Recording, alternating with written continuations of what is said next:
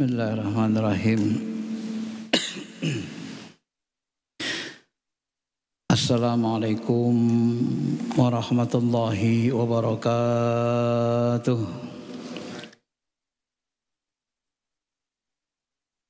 Alhamdulillahi rabbil alamin. Alhamdulillahi hamdan na'imin. Asyhadu an la ilaha illallah Rabbuna Rabbul Arsyil Azim wa asyhadu anna Muhammadar Rasulullah Sayyidina Sayyidil Mursalin. Allahumma salli ala habibina syafi'ina Muhammadin wa ala alihi wa sahbihi ajmain, amma ba'd. Ma'asyiral muslimin, Bapak Ibu yang dirahmati Allah Subhanahu wa taala, mari sama-sama kita mensyukuri segala nikmat Allah zahir dan batin, nikmat bertuhankan Allah, nikmat iman, nikmat ihsan, dan nikmat-nikmat zahir lainnya seperti nikmat harta, memiliki keluarga, mobil, dan seterusnya. Mudah-mudahan dengan mensyukuri nikmat ini Allah langgengkan nikmatnya dan Allah jadikan segala nikmat yang diberikannya kepada kita sebagai sandaran kerinduan kita kepada Allah Subhanahu wa taala, dan nanti kita dipanggil dalam keadaan husnul khotimah, dikumpulkan bersama Nabi, sahabat, guru-guru kita yang soleh, dan keluarga kita yang soleh dan solehah. Amin amin ya rabbal alamin. Bapak Ibu yang dirahmati Allah Subhanahu wa taala, pada pertemuan lalu kita sudah membahas tentang risalah 1 sampai yang ketiga dari kitab Futuh Al-Ghaib. Futuh Al-Ghaib, membuka pintu kegaiban.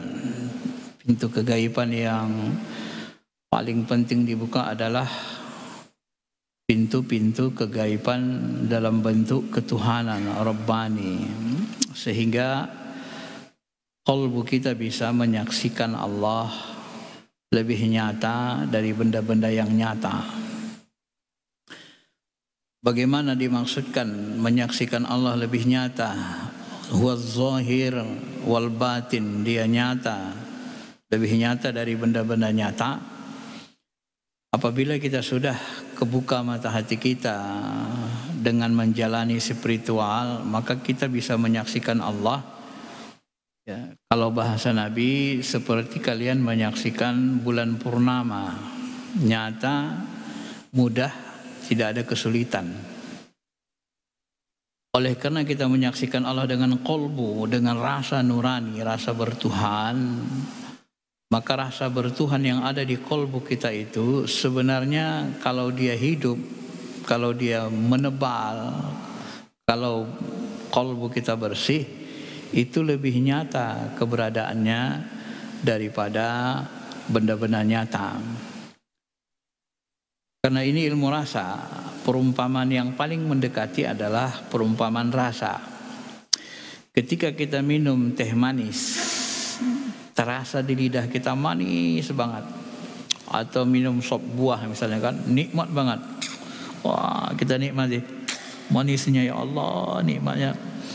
Rasa manis, rasa nikmat minum sop buah itu yang dingin itu betul-betul nyata sekali kita rasakan nikmatnya. Ya. Nah, begitulah perumpamaan menyaksikan Allah itu. Karena kita menyaksikannya dengan rasa nurani, rasa bertuhan. Maka di balik rasa itu ada zatnya. Di balik rasa manis ada zatnya, namanya gula. Di balik rasa asin ada zatnya, namanya garam. Di balik rasa pedas ada zatnya, namanya cabai. Di balik rasa bertuhan ada zatnya, namanya Tuhan. Ya. Yang disebut dengan rasa nurani, rasa bertuhan. Di balik rasa itu yang Allah berikan itu ada Allahnya. Maka Allah membahasakan wa nafakhtu fihi min ruhi, aku cipkan dari ruhku. itu tidak pakai perantaraan malaikat. Wa nafakhtu, aku tiupkan mirruhi, dari ruhku. Jadi itu langsung Allah yang tiup. Ditiup Allah langsung. Jadi Allah yang langsung meniupkan. Nah, petiupan itu memberikan gambaran ke kita bahwa jarak antara ruh kita yang merupakan sifat Allah dalam diri kita dengan zatnya itu terhubung tanpa ada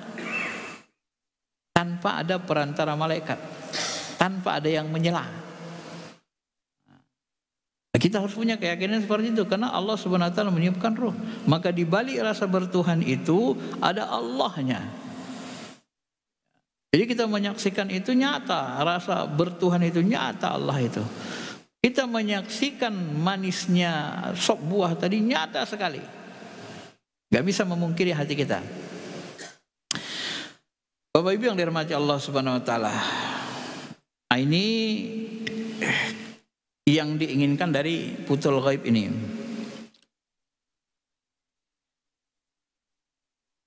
Kita lanjutkan ke risalah yang kelima langsung, kita lompat satu. Risalah kelima, berpaling dari kepalsuan dunia.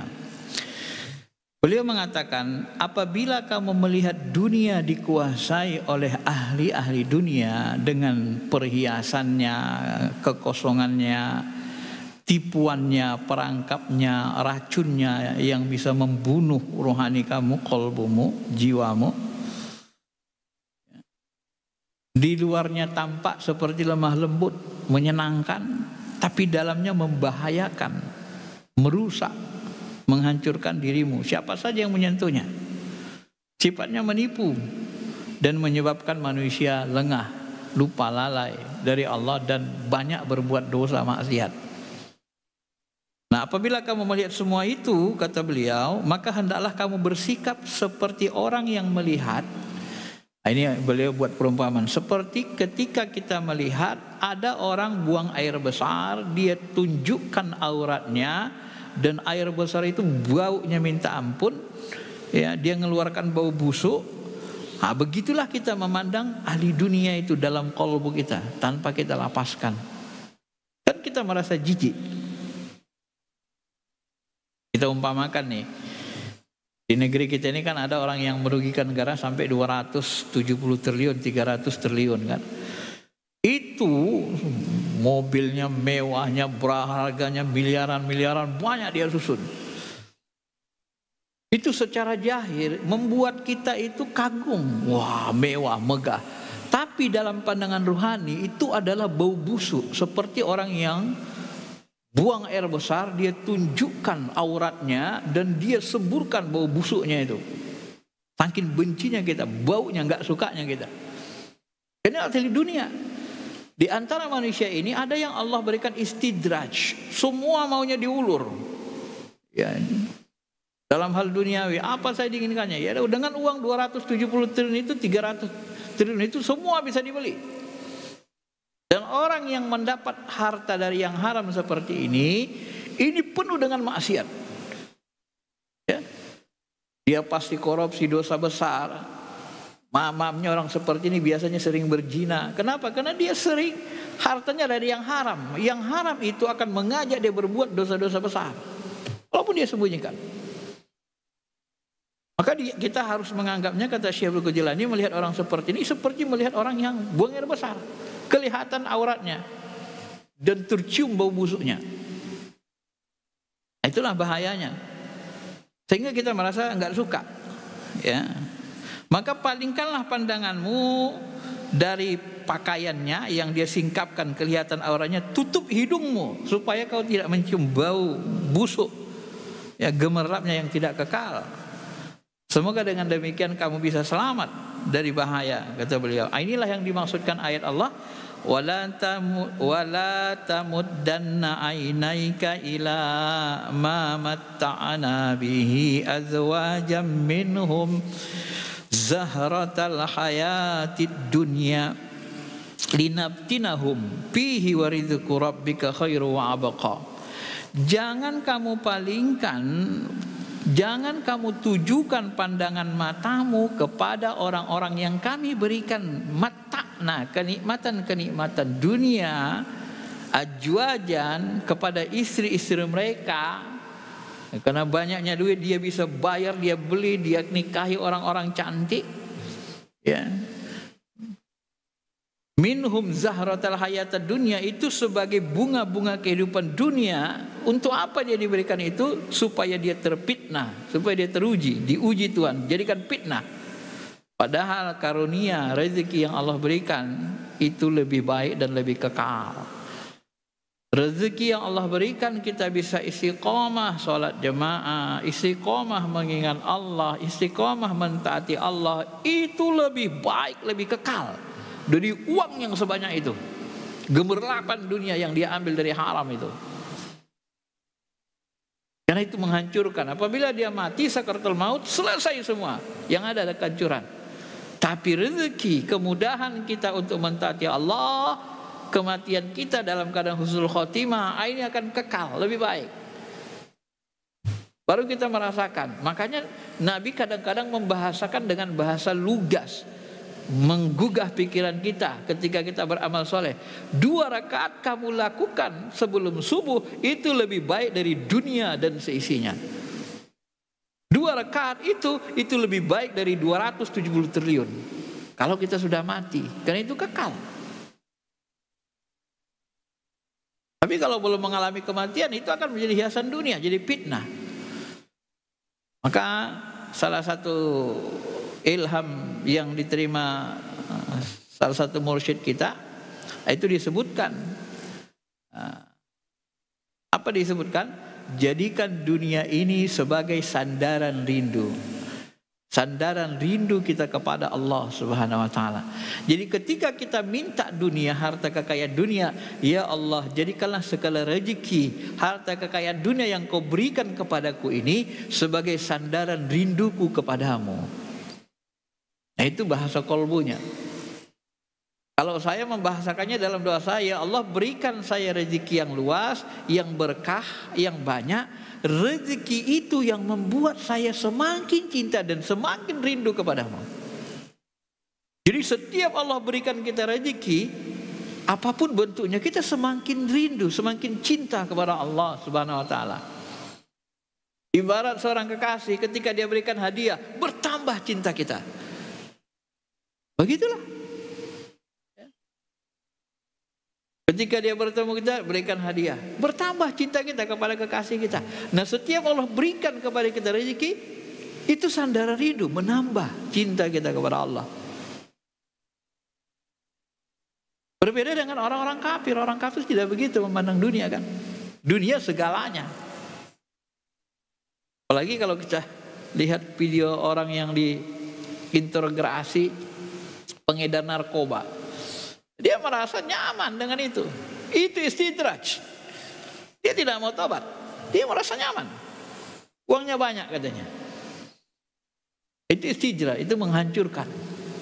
Jangan tujukan pandangan kalian seperti itu. Karena itu seperti orang yang buang air besar, dan dia tunjukkan auratnya dan dia mengembuskan bau busuk. Itu pandangan kolbu kita harus seperti itu, kata beliau. Bapak Ibu yang dirahmati Allah Subhanahu wa taala. Berikutnya risalah ke-6, Allah selalu bersama orang-orang yang luluh lantak hatinya, luluh hatinya kepada Allah. Kata beliau, hindarkanlah dirimu dari manusia atas perintah Allah, dari nafsumu dengan perintahnya, dari kehendak dirimu dengan perbuatannya. Supaya apa? Agar kamu pantas menerima ilmu-ilmu rahasia dari Allah Subhanahu wa taala. Apa tanda kamu menghindarkan diri dari manusia secara keseluruhannya? Kamu telah memutuskan segala hubungan kamu dengan manusia. Ini dimaksudkan Bapak Ibu yang dirahmati Allah, seperti manusia seperti tadi. Jadi ketika orang-orang yang hubud dunia begitu membuat mata kita gemerlap, putuskan hubungan kita dengan mereka. Jangan lirik-lirik seperti itu, kita akan hancur nanti mendekat-dekati mereka. Kalau kita ulama, lapas sebelumnya dekati, dakwahi, luruskan. Kalau kita orang biasa tidak sanggup berdakwah, jangan dekati, putuskan langsung hubungan. Langsung diputus. Sebab kalau bapak ibu dekat-dekati nanti akan tercebur, tergoda. Zahratal hayatid dunia, dengan kehidupan gemerlap seperti itu. Udah iman lemah, dekat-dekat lagi. Makanya Nabi membahasakan man dalla ala khairi kafa'ili, man dalla ala syarhi kafa'ili. Siapa yang menunjuki keburukan, dilakukan orang keburukan itu, maka dia mendapat dosa seperti orang yang melakukannya, yang diajaknya buat jahat. Kenapa? Karena orang yang diajaknya buat jahat, sebenarnya dia nggak mau buat jahat, tapi karena diajaknya, dirayunya, orang ini lemah imannya, akhirnya ikut buat jahat bersama dia. Dia pun dapat dosa ganda, dosa jahat dirinya dan dosa orang yang diajak, karena kelemahannya. Maka Syekh Abdul Qadir Jalani menyebut begitu. Kalau kita lemah, orang awam tidak bisa berdakwah, jangan didekati, putuskan. Ini ciri kamu menghindari diri dari manusia. Putuskan segala hubungan dengan orang-orang seperti itu, dan dengan demikian maka bebaslah pikiranmu dari hal yang bersangkutan dengan mereka. Tidak usah dipikirkan, biarin aja. Itu istidraj. Itu adalah alat Tuhan untuk menghancurkannya. Ya, pancingan, ibarat ikan dikasih pancing, setelah dia makan cacingnya mati, ditarik, ya kan, naik dia ke darat. Pancingan itu Pak. Setelah dia dapatkan bergelimang harta dengan haram, maka dia akan hancur dengan sendirinya. Kemudian tanda kamu putus dari hawa nafsumu adalah apabila kamu telah membuang segala usaha dan upaya untuk mencapai kepentingan duniawi dan segala hubungan dengan cara duniawi untuk mendapatkan satu keuntungan dan menghindarkan bahaya. Maksudnya apa? Ini ada penjelasannya sedikit lebih halus di dalam ilmu tasawuf, ilmu spiritual, ilmu qalbu. Ya, kita ini dianjurkan, disuruh, dilatih untuk tidak hubud dunia. Kenapa kita dilarang hubud dunia? Karena kalau kita mencintai dunia, maka kita akan mencari dunia dengan cara-cara yang haram, menghalalkan segala cara. Maka dalam konsep ilmu tasawuf, dunia itu tidak boleh masuk ke kolbu. Allah katakan dalam Quran, Allah tidak akan jadikan dua cinta dalam satu hati. Pijaupain. Tidak akan ada itu. Maka di dalam ilmu tasawuf, kolbu kita itu hanya milik Allah. Harus diisi cinta kepada Allah. Ma fi qalbi ghairullah. Kan itu zikirnya. Tidak ada yang ada dalam kolbuku kecuali Allah. Gak boleh. Bagaimana dengan kekerjaan dunia kita, harta kita, ya, anak istri kita semuanya?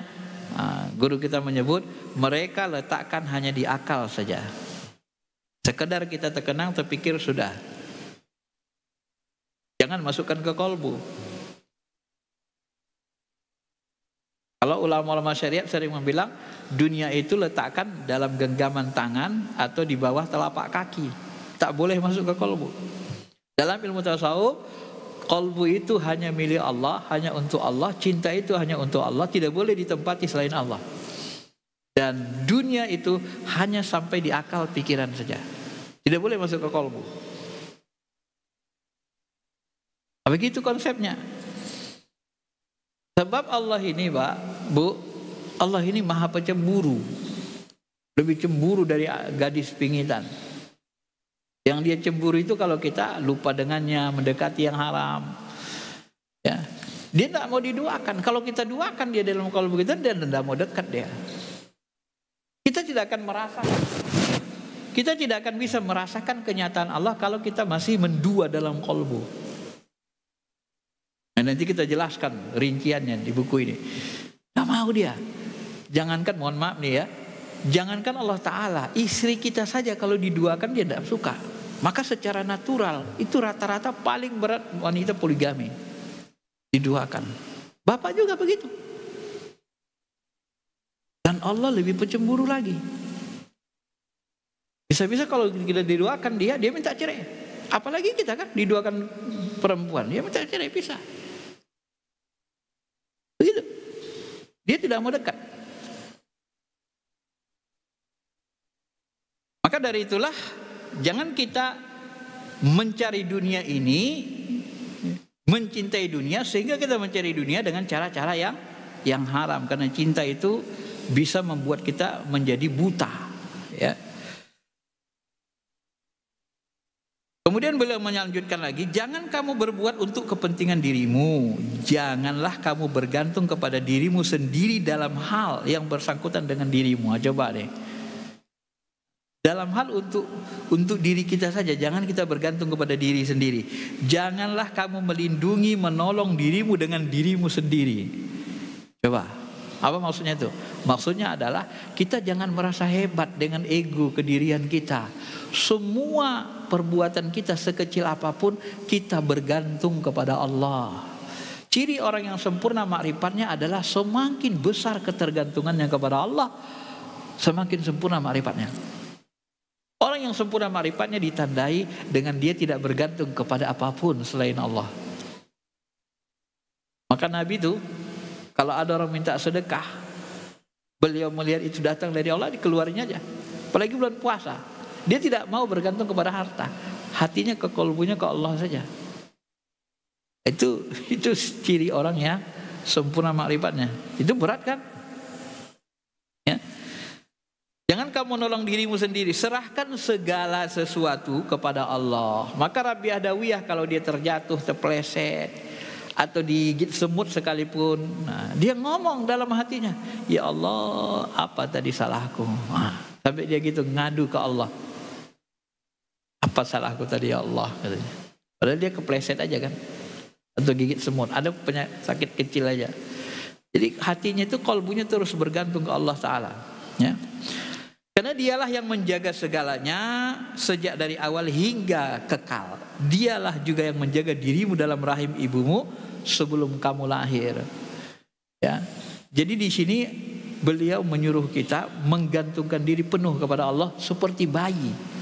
Bayi yang dalam rahim ibu, ya, janin dalam rahim, itu tidak bisa melakukan apapun. Tawakalnya penuh 100%, tapi Allah siapkan semuanya. Dia tidak bisa buat apa-apa. Nah, orang yang sempurna makrifatnya seperti bayi. Maka di dalam Sir Asrar, kitab yang sebelum itu disebutkan, seorang wali dia tidak punya keinginan. Seorang wali tidak bebas berkeinginan.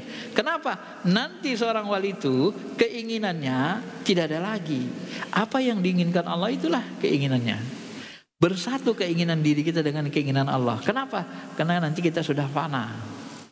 Nah, disitulah nanti yang menyebabkan para nabi menghasilkan mukjizat, para rasul menghasilkan mukjizat, dan para wali menghasilkan karamah. Kenapa? Karena mereka tempat tajalli asma, sifat, dan af'al Allah. Kenapa mereka dijadikan Allah tempat tajalli sifat asmanya, af'alnya? Karena mereka tidak punya keinginan. Kosong, yang ada hanya Allah saja. Itulah yang disebut tadi. Kuncinya itu kalau hati kita kosong hanya ada Allah, barulah Allah tajalli di diri kita. Tajalli asma'nya, tajalli af'alna, tajalli sifatnya.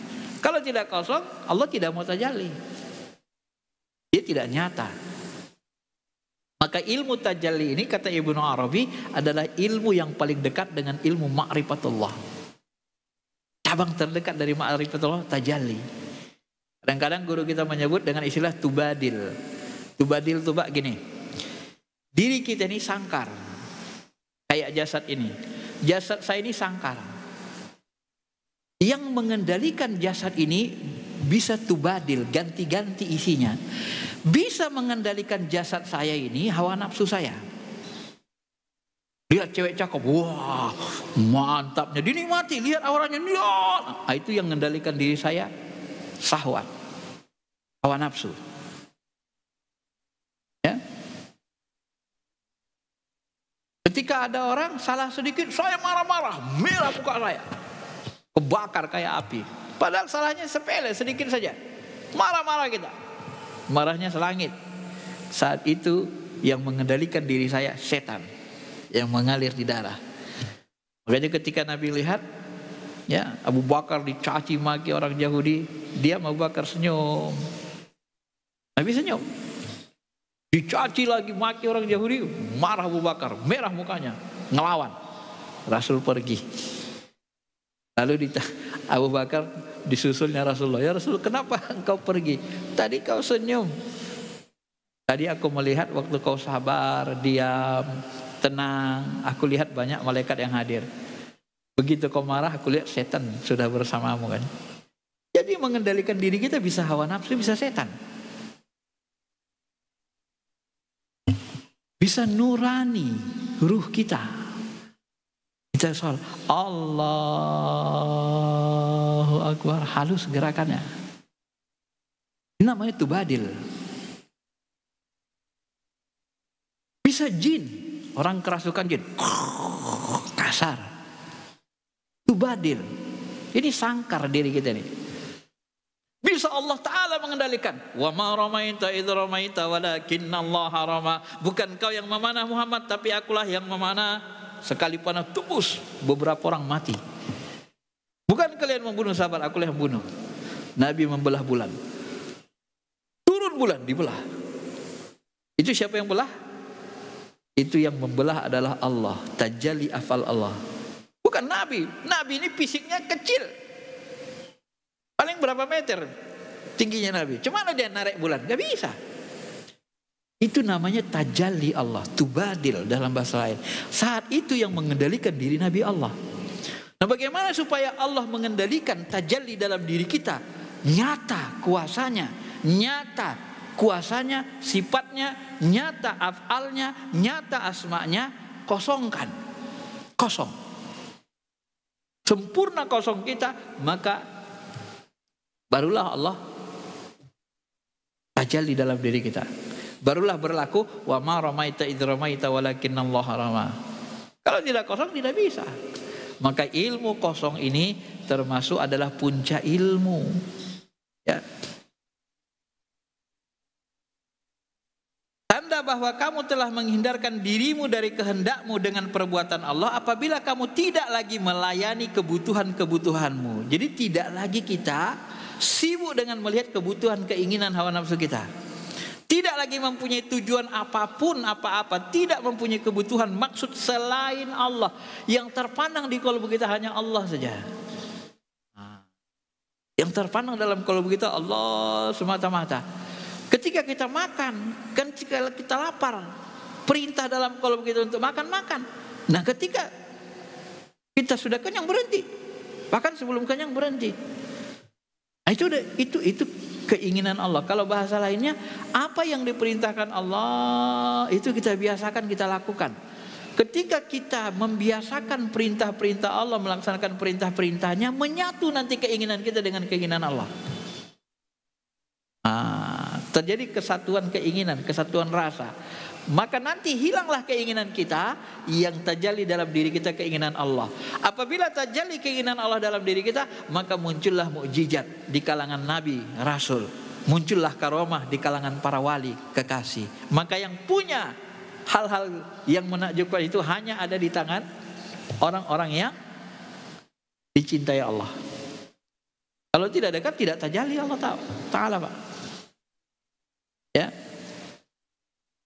Tidak tajalli dia. Maka di sini dilanjutkan beliau lagi, perbuatan Allah tampak pada dirimu dan pada masa kehendak dan perbuatan Allah itu bergerak, badanmu pasif. Nah, itu kita tak punya keinginan. Allah itu berkeinginan, jatuh keinginan Allah ke dalam kalbu kita. Itulah yang kita lakukan. Hatimu tenang, pikiranmu luas, muka wajahmu berseri-seri. Nah, ini kalau muka wali kan begitu kan, berseri-seri. Syekh Abdul Qadir Jilani lihat wajahnya kita dah kadang-kadang mau nangis kita kan. Jiwamu bertambah subur. Dengan demikian kamu akan terlepas dari kebutuhan terhadap makhluk, karena kamu telah berhubungan dengan Sang Khalik. Maka pada saat itu kita tidak lagi menyaksikan kekuasaan makhluk, karena kita bergantung kepada Allah. Ketika ada orang memberi kita rezeki, kita melihat itu yang gerakkan Allah Ta'ala. Lalai kita dengan makhluk ya kadang-kadang, Pak. Ya, ketika orang memberi sesuatu kepada kita, menolong kita, kita melihat itu Allah, kerja Allah itu, afal Allah itu ke diri kita. Kita tak lihat lagi. Sampai Sampai begitu kalau kita memandang. Maka itulah disebut Allah itu jahir, nyata dia. Perbuatannya nyata, apalnya nyata. Nyata. Ya. Tangan yang maha kuasa akan menggerakkanmu, lidah yang maha abadi akan memanggilmu, Tuhan semesta alam akan mengajarkan kamu, memberimu pakaian cahayanya dan pakaian kerohanian, serta akan mendudukkan kamu pada peringkat orang-orang alim terdahulu. Kita diberikan cahaya. Cahaya di situ bisa dimaknai juga ilmu. Diberikan terus petunjuk ilmu, dibimbing. Maka ada bahasa Tuhan dalam Quran kan, apakah kamu tidak melihat orang yang Allah jadikan di depan mereka cahaya? Artinya mereka diberi petunjuk. Maka doa yang diajarkan Nabi ketika masuk masjid atau berangkat ke masjid dari rumah, Allahumma ja'al fi qalbi nuran wa fi sam'i nuran wa fi basari nuran wa fi lahmi nuran wa yamini nuran shimali nuran fawqi nuran tahti nuran Allahumma azim li nuri. Ya Allah, berikan cahaya pada mataku, telingaku, tanganku, kakiku, seluruh badanku, tulang belulangku, atas, bawah, kiri, kanan dan seluruh, meliputi diriku cahaya. Artinya tajalli sifat nur Allah. Kita mengetahui karena Allah beri petunjuk, dan kita berjalan dengan petunjuk, dan kita berbuat dengan petunjuk Allah. Setelah mengalami semua ini, hati kamu akan bertambah lebur. Ya lebur, kita tak punya keinginan lagi, hati lebur sehingga hawa nafsu kehendakmu hancur bagaikan sebuah tempayan yang pecah, tidak lagi berisikan air walau setetes pun. Hancur Pak, kalau begitu itu. Maka Allah bersama dengan orang yang hatinya hancur lebur, hatinya luluh. Kenapa luluh hatinya? Tak lagi dia berkeinginan kecuali Allah. Apapun yang dilakukannya, yang dicari, yang diinginkan adalah ridha Allah saja. Karena dia menatap Allah saja. Pada tingkat ini kamu akan dikaruniai keistimewaan dan perkara-perkara yang luar biasa. Zahirnya perkara-perkara itu datang darimu, tetapi sebenarnya adalah perbuatan dan kehendak Allah. Inilah yang memunculkan mukjizat. Maka Nabi Musa, tempat tajalli Allah. Kalau bahasa lainnya kita bahasakan, isi langit dan bumi ini Pak, ini pernah ditunduk sebenarnya semuanya kepada manusia. Kenapa? Manusia adalah tempat tajalli paling sempurna Allah Ta'ala. Tempat tajalli, penampakan kuasa, asma, sifat Allah. Tempat tajalli yang paling sempurna manusia, insan kamil. Maka matahari tunduk. Imam Ali belum sholat asar lagi jihad. Ya Allah, tunda matahari. Tunda matahari untuk tenggelam. Itu matahari tidak tenggelam. Tidak tenggelam. Ali lagi berperang. Itu bisa dia tahan itu dengan. Bukan alinya yang menahan, tapi Allah. Tapi kelihatannya Ali yang berdoa. Tapi itu dari Allah. Itulah dia tadi. Bulan dibelah. Matahari, bulan dibelah. Laut, bumi dibelah Nabi Musa. Apa hebatnya Nabi Musa? Enggak ada. Tapi Allah yang mentajalikan dirinya. Lemparkan tongkat Musa. Lempar. Perintah Allah. Tajalli kuasa Allah.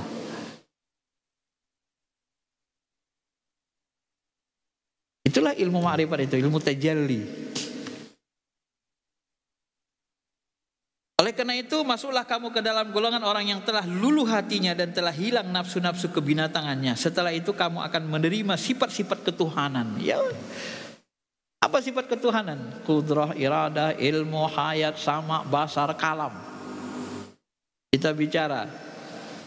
Makanya bahasa Tuhan dalam hadis itu kan sering kita ulang-ulang.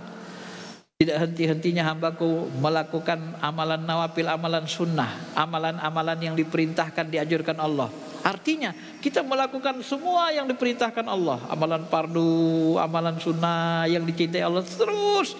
Akhirnya lama-lama nyatu keinginan kita dengan keinginan Allah. Terjadi kesatuan keinginan, hilang diri kita. Yang ada keinginan Allah yang tajalli dalam diri kita. Sampai aku mencintainya. Nah, masuk dalam makam cinta. Apabila aku mencintainya, ku jadikan dia memandang dengan mataku, mendengar dengan telingaku, berjalan dengan kakiku. Jasadnya kita, tapi itu tajalli Allah. Itulah ilmu kenabian, ilmu kewalian. Itulah spiritual para nabi dan rasul, itulah spiritual para wali.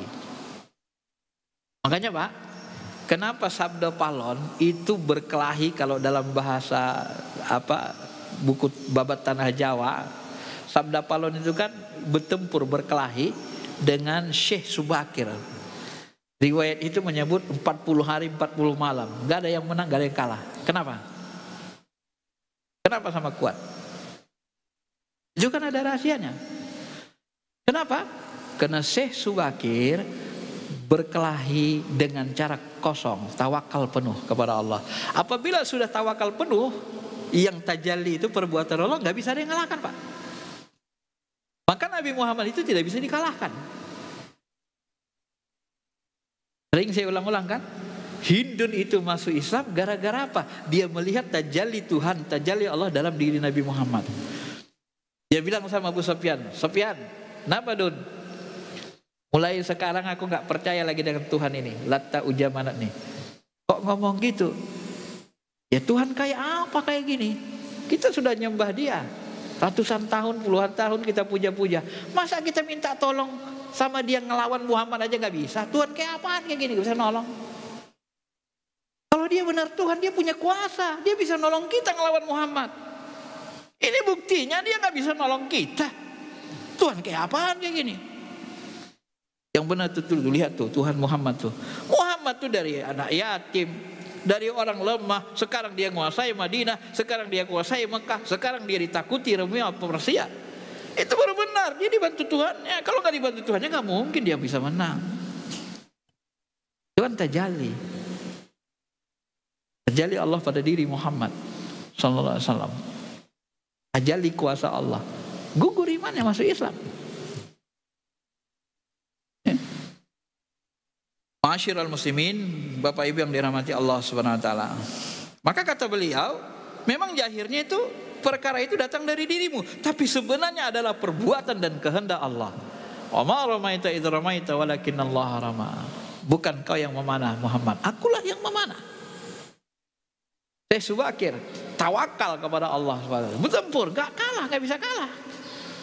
Tahu-tahu sabda Palon pun hebat, bertempur. Ternyata dia pakai ilmu suwung. Suwung itu ilmu kosong. Dia kosongkan dirinya. Ketika dia kosong, ilmu tauhid suwung kosong, itu hampir sama dengan tawakal. Jadi Allah yang mengendalikan dirinya. Ya Allah sama Allah berkelahi. Kalau bahasa apanya gitu kan, sifat Allah sama sifat Allah berkelahi. Siapa yang menang? Ya nggak ada. Dari situlah kita, menurut saya, analisis saya, bahwa sesungguhnya sebelum Nabi Muhammad diutus, sudah ada para nabi dan rasul yang tidak disebutkan Allah Ta'ala sudah diutus di Indonesia. Mereka mengajarkan ilmu tauhid. Ilmu tauhid itu adalah ilmu tawakal kosong, hanya kepada Allah. Suwung namanya. Dalam dalam ilmu kejawa ilmu Jawa kuno. Karena dulu belum ada perintah sholat kan. Masa mereka tidak ada perintah sholat lima waktu seperti masa Nabi Muhammad. Nah itulah yang dipakai sabda Palon. Maka sabda Palon ini dia merasa terhina karena orang menganggap dia Hindu Buddha. Padahal dia Islam. Tapi Islam belum memiliki syariat sholat 5 waktu. Dia pakai ajaran tauhid itu. Kalau dia tidak pakai itu, dia tidak pasti kalah melawan Syekh Subakir. Tidak bisa menang dia Pak. Kalau dia pakai kekuatan jin. Jadi kenapa murid-muridnya itu banyak yang durhaka, banyak yang menyantet-nyantet orang Islam? Ya beliau bisa katakan, ya namanya aku guru. Guru itu yang mendidik muridnya. Tidak semua murid yang kudidik itu mau menjadi baik. Sebagian juga jahat. Apa bedanya dengan ustaz-ustaz kita? Ngaji sama jemaah. Apa semuanya jemaah jadi baik? Setelah kita ngaji, belum tentu kan. Ada yang setelah ngaji keluar nggak baik juga dia, walaupun dia ngikut ngaji. Nah itu nggak tanggung jawab aku. Aku tetap mendidik murid-muridku katanya. Kalau mereka masih menggunakan jin-jin itu, menggunakan santet, apa itu di luar kuasaku. Nah dari situlah kita paham sebenarnya sabda Palon ini sebenarnya dia pakai ilmu tauhid. Mirip dengan yang di Barus sana Pak. Di Barus sana kabarnya ulama Barus itu Di Sumatera Utara, khususnya Sumatera Utara, itu namanya agama yang paling tua, agama orang Batak. Ya. Agama orang Batak paling tua itu namanya Parmalin. Parmalin ini awalnya ilmu tauhid. Ilmu tauhid hanya mentuhankan Allah, tapi belum ada perintah sholat. Karena ada yang menyebut sahabat Nabi sebelum datang perintah sholat, mereka sudah keluar dari Mekah Madinah, dari Madinah Mekah, sudah keluar dari Mekah. Mereka dakwahkan sampai ke Indonesia, sampai ke Barus. Perintah sholat Nabi belum hijrah, belum ada perintah sholat, tapi ada dakwahkannya. Maka kerja mereka mentauhidkan saja, mengakui Nabi Muhammad. Tidak sholat, itulah agama Parmalin. Tapi lama kelamaan menyimpang, lama kelamaan spiritualnya make sejenis makhluk jin. Nah, sama kayak agama Nasrani kan, Kristen sekarang lama kelamaan menyimpang dia. Itu kalau kita kaji bahwa sebenarnya agama-agama itu semuanya dari Allah, tapi dalam perjalanannya banyak yang menyimpang dia. Ma'asyiral muslimin, Bapak Ibu yang dirahmati Allah. Oleh karena itu kata beliau, masuklah kalian ke dalam golongan orang yang telah luluh hatinya, hilang nafsu-nafsu kebinatangannya. Setelah itu kamu akan menerima sifat-sifat ketuhanan Allah yang Maha Tinggi. Berkenaan dengan hal inilah maka Nabi besar Muhammad SAW bersabda, aku menyukai 3 perkara dalam dunia ini, wangi-wangian, wanita dan sholat. Apabila aku melakukannya, mataku menjadi sejuk, merasa nikmat. Semua ini diberikan kepadanya setelah seluruh kehendak dan hawa nafsu sebagaimana disebutkan di atas terlepas dari dirinya. Jadi ketika seluruh hawa nafsu tunduk, kehendak kita tidak berkehendak kecuali Allah, kosong, maka yang diinginkan kalbu kita hanya Allah, di kalbu kita hanya ada Allah, yang terpandang hanya Allah, Allah terus, maka semuanya diberikan Allah Subhanahu wa taala. Inilah yang disebut dengan Allah dalam firman-Nya, sesungguhnya aku bersama mereka yang telah luluh hatinya karena aku. Allah tidak akan menyertai kamu sekiranya semua hawa nafsu dan kehendakmu tidak diluluhkan. Nah, kalau masih banyak keinginannya selain Allah, tidak bisa Pak, Bu. Tidak bisa kita jadi, kalau nggak bisa kosong nggak bisa jadi wali, nggak bisa jadi kekasih. Karena Allah nggak mau diduakan, ya, nggak mau dia kan. Sama dengan istri kita, nggak mau dipoligami. Begitu poligami minta cerai dia, misalnya gitu kan. Nggak mau diduakan dia Pak. Nah, dia maunya dia saja. Mirip-mirip seperti itu. Apabila semua telah hancur luluh, tidak ada lagi tersisa pada dirimu, maka pantaslah kamu untuk diisi oleh Allah dengan ilmu, hikmah, ya, tajalli af'alnya, sifatnya, asma'nya. Dan Allah akan menjadikan kamu orang baru yang dilengkapi dengan tenaga dan kehendak baru. Inilah yang disebut dengan lahir kembali. Kalau dalam bahasa tarekat dia, kita seperti terlahir kembali. Tiplul ma'ani, bayi maknawi. Kalau mendekat-dekatinya, tapi ini belum aslinya.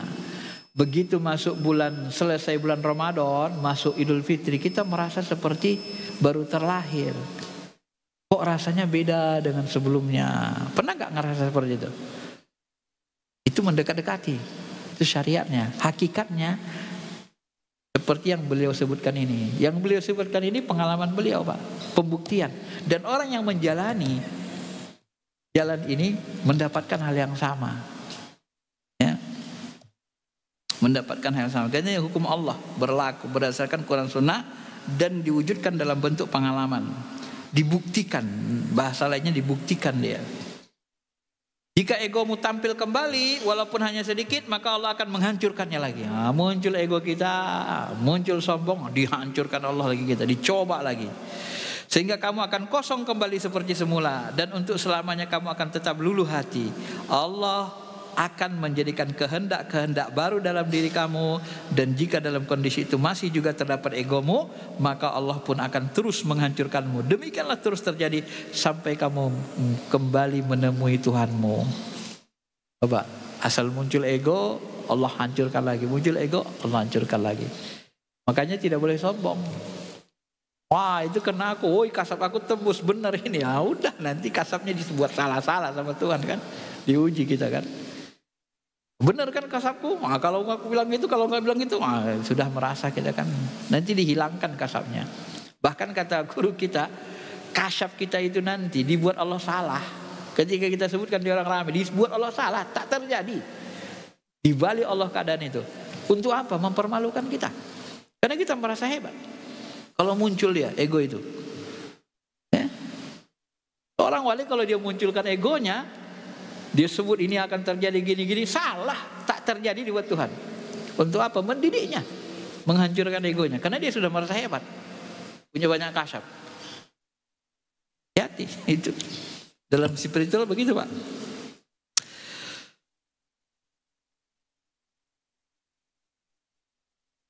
Aku bersama mereka yang telah luluh hatinya karena aku, kamu akan mendapatkan dirimu kosong. Yang sebenarnya yang ada hanyalah Allah. Itulah inti dari makna la ilaha illallah. Tidak ada yang maujud kecuali Allah saja. Diri kita ini sebenarnya nggak ada, yang ada hanya Allah.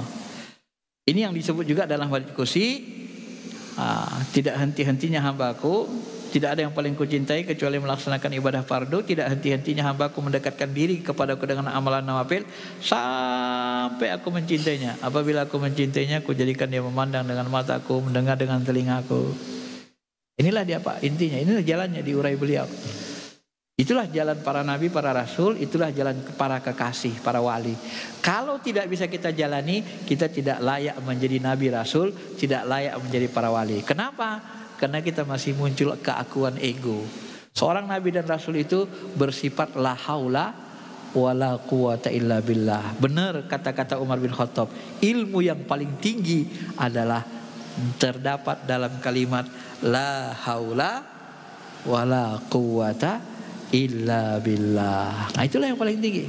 Kosong, kita merasa tidak ada berdaya, tidak ada apa-apanya. Baru Allah tajalli. Begitu tajalli afalnya, maka muncullah karomah, muncul karomah. Kalau tidak muncul ya, Pak. Nah, itulah kenapa Nabi dan Rasul punya mukjizat dan kenapa para wali banyak karomahnya. Karena sering kosong. Ya, itu kuncinya. Pendek kata disimpulkan beliau, oleh karena itu panah adalah tujuan, sasaran, ujung dan dasar perjalanan para kekasih Allah. Semua wali Allah dengan tingkat kemajuan mereka telah memohon sungguh-sungguh kepada Allah supaya menggantikan kehendak dirinya, kemauan diri mereka dengan kehendak kemauan Allah berlaku di dirinya. Nah, ini salah satu doa para wali, Pak.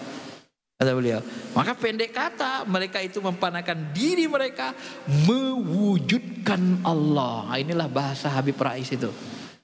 Di grup apa kita tuh? Kita ini, Pak, kita ini mau menjadikan Allah tuh nyata. Wujudnya nyata gitu. Walaupun dia wujudnya gak ada bentuk, tapi nyata. Walaupun manis itu gak ada bentuknya, tapi nyata kita rasakan manis itu. Nikmatnya manis itu. Allah itu mau kita wujudkan dalam diri kita nyata. Kosongkan, baru wujud dia. Ini Allah Tuhan. Kita merasakan. Bisa belah bulan. Allah Tuhan. Tajalli di diri kita. Terbelah bulan. Begitu. Maka Allah itu diwujudkan, dinyatakan. Itu ilmu paling tingginya. Merasanya. Maka kalau Habib Rais sering diulang-ulang itu. Kita ini harus mewujudkan, menyatakan Allah gitu. Harus dinyatakan dia, Pak. Bagaimana cara nyatakannya? Panah, sering panah kosong. Gantikan kehendak diri kita dengan kehendak Allah berlaku dalam diri kita. Karena itu mereka dijuluki abdal, perkataan yang diambil dari kata badal. Nah, ini yang disebut tubadil, terjadi pengganti. Siapa yang menggantikan diri kita? Bukan kita lagi yang berkeinginan, yang ada Allah yang berkeinginan dalam diri kita. Maka jangan heran kalau ada orang syatohat, ada orang nakal. Kalau bahasa Habib Rais, nakal-nakalnya para wali itu dia katakan, ini Allah nih katanya. Ini Allah nih katanya. Padahal dia bukan Allah. Kalau dia sebut itu nakal namanya, Pak. Karena dia tidak merasa ada dirinya lagi. La haula. Yang ada Allah, tajalli Allah. Tubadil. Maka disebut dengan wali abdol, wali yang tergantikan. Gantinya apa? Dirinya digantikan dengan diri maunya Allah, maunya digantikan dengan maunya Allah gitu. Tapi bukan zatnya, tapi af'alnya. Tajalli af'al, tajalli sifat. Kan kita tidak boleh mengatakan diri kita ini zat Allah. Masa Allah punya jari tangan begini kan? Enggak. Allah tidak bertangan, tapi memiliki tangan. Tangan kita ini milik Allah, Pak. Tangan kita ini milik Allah. Allah mau buat apa terserah dia. Tapi Allah tidak bertangan. Tapi tangan ini milik Allah. Nah, itu maksudnya. Harusnya. Baik, sekira itu saja. Ya, mudah-mudahan bisa dipahami. Apa yang beliau jelaskan ini membantu betul sama kita untuk membongkar rahasia kegaiban Allah Subhanahu wa taala. Ada yang mau tanya, silakan, Pak.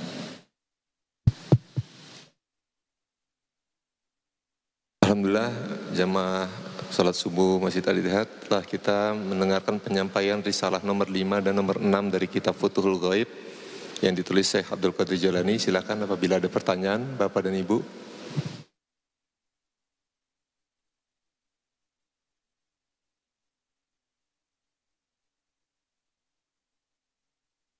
Mungkin satu aja dari saya, Ustaz. Izin bertanya, kalau dari penjelasan di awal kan di balik rasa itu ada zatnya ya, di balik pedas ada cabai, misalnya di balik asin ada garam, Ustaz. Nah, apabila kita berzikir mengingat Allah, kan tujuan kita memiliki rasa bertuhan. Nah, kalau kita sekedar ingat saja pada Allah, itu apa sudah disebut punya rasa bertuhan, ataukah kita itu harus punya tingkat kekhusyuan tertentu baru dikatakan kita itu memiliki rasa bertuhan dalam hati kita saat kita berzikir? Iya, khusyuk itu apabila kita, khusyuk itu bertingkat-tingkat ya. Yang paling bagus itu khusyuknya apabila kita berada di nurani. Berada di nurani itu adalah apabila kita merasa diri kita sudah tak ada, yang ada hanya Allah. Jadi ketika kita merasa diri kita sudah hilang, kita hanya menatap saja, yang ada hanya Allah saja. Yang mengendalikan diri kita ini Allah. Bahkan nanti pengalaman spiritual kita ya macam-macam. Salah satu yang sering dijalani itu dialami, aku ini siapa ya gitu. Kita nggak sadar diri kita, nggak kenal kita. Itu salah satu makom yang bisa dikatakan tinggi. Kita seolah nggak ada. Jadi kita seolah nggak mengenal diri kita. Karena yang sebenarnya yang ada itu hanya Allah Ta'ala. Dan Allah menunjukkan adanya Dia di dalam diri kita, pada diri kita. Namanya mawujud. Dia mewujudkan tadi. Adanya Allah itu, adanya diri kita karena adanya Allah. Adanya diri kita bukti adanya Allah. Tetapi diri Allah bukan diri kita. Gitu ya. Adanya diri kita ini karena adanya Allah. Mawujudnya diri kita ini karena mawujudnya Allah. Jadi tempat Allah mentajalikan, membuktikan Dia ada, salah satunya diri kita. Itulah tajalli namanya. Tajalli. Tajalli asma. Jadi kalau kita mau di nurani, yang paling bagus ya salah satunya di nurani itu. Tenang, khusyuk. Zikir yang sering saya latih itu kan, ya silakan dilatih sekarang lagi. Itu namanya zikir kosong. Coba pandang ruang kosong. Ayo sama-sama pandang ruang kosong. Jadi kita nggak zikir jahir kan, jahar. Zikir ruh, zikir batin. Pandang ruang kosong, sama-sama. Dalam hati istighfar.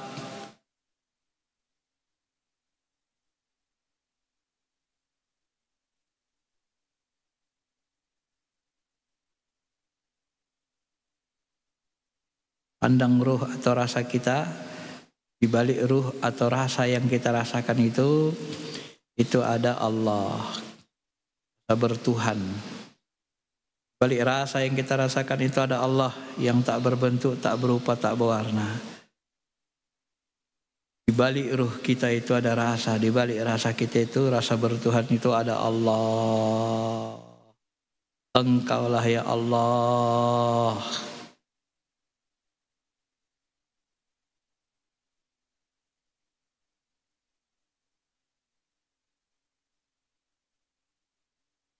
Ini zikir ruh, zikir melatih kosong. Rasakan, la haula wala quwata illa billah. Kita ini enggak punya daya, enggak punya upaya. Kosongkan diri kita. Enggak ada dalam qalbu kita kecuali Allah. Enggak ada yang kita pandang kecuali Allah.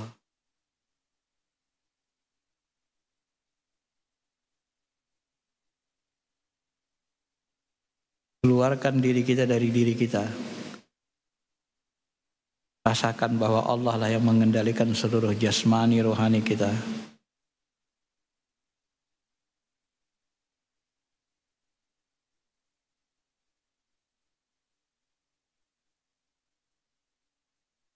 Hilangkan keakuan kita.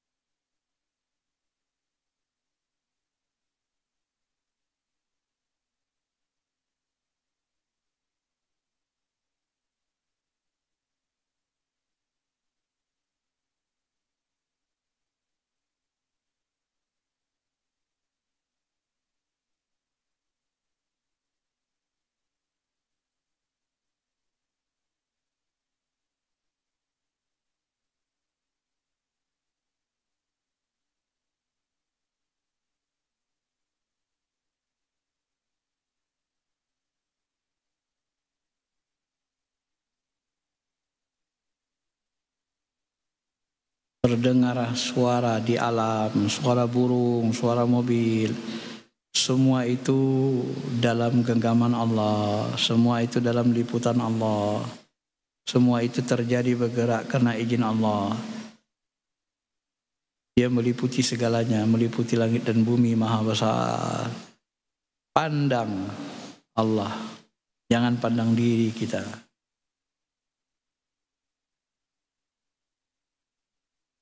Dengan keakuan diri kita, pandangin Allah di balik ruang kosong, di ama, di kekosongan murni. Di balik rasa bertuhan itu ada Tuhan, di balik rasa bertuhan yang Allah berikan ada Allah.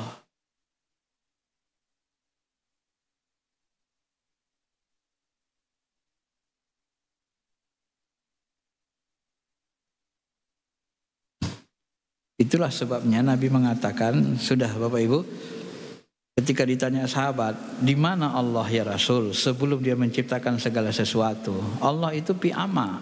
Apa ama itu? Kekosongan murni. Maka kosongkan diri kita, murni kosong, baru ketemu, merasakan kenyataannya. Ya, itulah hadisnya. Itu hadis riwayat Ahmad. Baik, sekira itu saja. Mudah-mudahan bisa dipahami. Silahkan dipraktekkan. Yang penting jangan kosong blong, kosong ompong. Kosong blong itu hilang ingatannya, hilang kesadaran. Nanti kalau hilang kesadaran, kalau nggak ada gurunya, takut yang masuk tubadil, masuk makhluk lain aja. Ya, orang-orang yang kerasukan jin itu semuanya kena kosong. Tapi kosong ompong namanya, kosong blong. Kita kosongnya kosong isi. Kosongkan diri kita, isinya hanya Allah gitu. Tubadil, gantikan diri kita dengan Allah. Gantikan kemauan kita dengan kemauan Allah gitu. Maka kesadaran tidak boleh hilang. Gak boleh hilang sadar, gak boleh hilang ingatan. Sadar. Karena puncak dari makrifat itu sadar diri. Sadar kita hamba Allah, sadar kita gak ada apa-apanya. Sadar kita yang menguasai diri kita ini Allah gitu. Oke, sampai situ saja. Astaghfirullahaladzim. Alhamdulillahirabbil alamin wassalatu wassalamu ala asyrafil anbiya'i wal mursalin wa ala alihi wa sahbihi ajmain. Ya Allah ya Rahman ya Rahim, bersihkan qalbu kami ya Allah, bersihkan akal pikiran kami, tundukkan hati kami ya Allah. Ampuni dosa kami, dosa orang tua kami, anak, istri, suami, keluarga kami, kakek, nenek kami. Dosa para masyaikh kami Allah, dosa para pemimpin bangsa kami, para ulama negeri ini. Istiqomahkan kami dalam kebaikan, keimanan, ketakwaan. Ya Allah, gantikanlah dalam diri kami keinginan diri kami dengan keinginan-Mu ya Allah. Tajalikanlah asma afal sifat-Mu pada diri kami ya Allah. Tundukkanlah hawa nafsu kami, hilangkan ego keakuan kami ya Rahman. Jadikan kami hamba yang selalu dan senantiasa mencintai dan merindukan Engkau ya Allah. Berikan kami rezeki yang luas, yang berkah, yang banyak, rezeki yang membuat kami semakin dekat, semakin cinta, semakin rindu kepada Engkau ya Allah. Jangan berikan kami rezeki yang membuat kami semakin terpental menjauh dari-Mu ya Rahman.